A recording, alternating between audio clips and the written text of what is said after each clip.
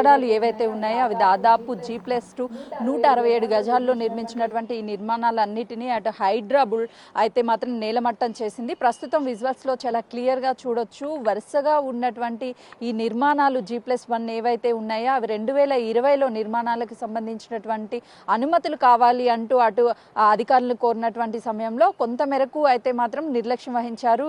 దీనికి సంబంధించి clear title లేదు అని చెప్పేసి రెవెన్యూ శాఖకు సంబంధించినటువంటివి వాటికి సంబంధించినటువంటి భూములు అని చెప్తున్నటువంటి రెవెన్యూ అధికారులు అయితే తర్వాత కొంతమంది రాజకీయ నాయకులు ఒత్తిళ్లతో అనుమతులు తీసుకొచ్చారు అని చెప్పేసి ఆరోపణలు ఉన్నాయి. ఆ తర్వాత కలెక్టర్ ఇన్వాల్వ్ అయ్యి వీటికి సంబంధించి కొంత మేరకు అయితే మాత్రం నోటీసులు జారీ చేశారు. ఆ తర్వాత రీసెంట్గా హైడ్రా ఎప్పుడైతే రంగంలోకి దిగిందో ఆ తర్వాత రెవెన్యూ అధికారులు అయితే మాత్రము హైడ్రాకి ఫిర్యాదు చేయడంతో హైడ్రా అధికారులు ఇక్కడ రంగంలోకి దిగి వీటిని నేలమట్టం చేశారు. ఇదంతా కూడా ఇక్కడ ఉన్నటువంటి 34 G+1 భవనాలు ఏవైతే ఉన్నాయో వాటన్నిటి మీద